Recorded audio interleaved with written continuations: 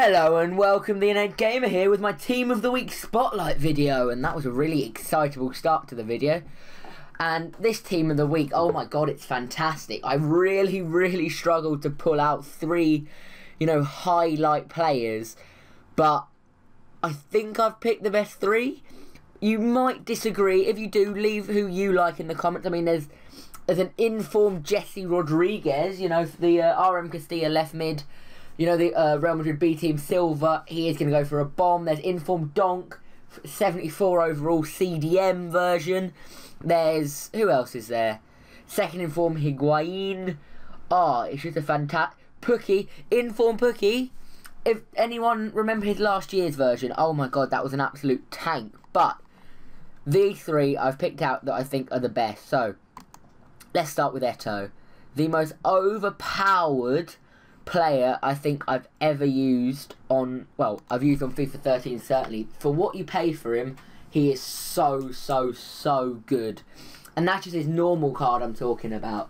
Just runs past players, shoots, scores. It's just, repeat, shoot, score, repeat, 4-0, 5-0, 6-0.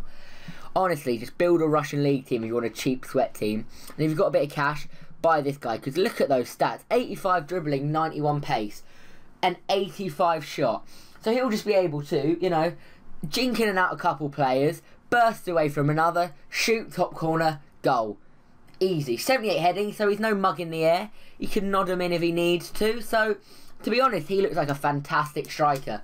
And I just so wish he was in, I want to say a better league, because then it could be more interesting links. Because Russian League is a really good league. I love it. I always have a pacey Russian League team somewhere in my club for, you know what I'm talking about. I'm not a sweaty player by any stretch of the imagination, but you know what I'm talking about. Those days when you just, everyone's sweating, cutting back, and you just think, if only I had a counter team to counter that. Russian League is brilliant for that. There's a couple 70+ pace centre-backs, two fantastic CDMs, pacey wingers, pacey strikers, pacey cams. There's pace all over the place.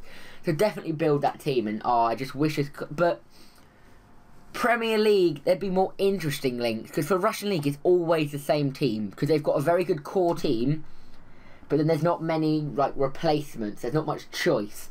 Whereas BPL, Bundesliga, Liga BBVA, even League One, there's a lot more to choose from. So that's my only wish. Schweinsteiger. Hello? Oh, he's got expired, that's what's going on. Well, what can I say? 83 dribbling, 81 defending, 84 shot, 87 passing. I just don't really need to carry on talking, do I? Look at the stats!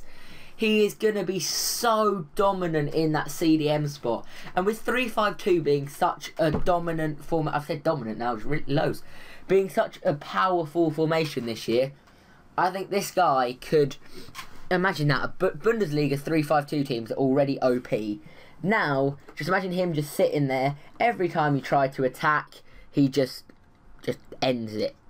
And with that shot, he'll chip in with a few goals as well.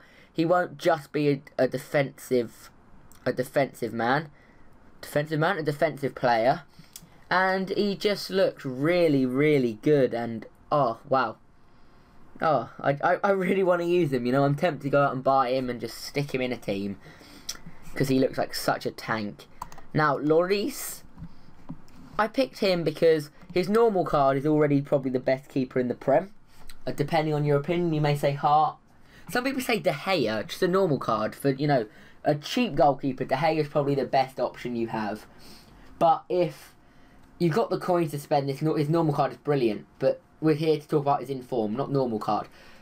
Just the stats again: 92 diving, 92 reflexes, 87 positioning, 87 handling. Just wow. I find reflexes the most important, and I stress this enough, the most important aspect of any keeper.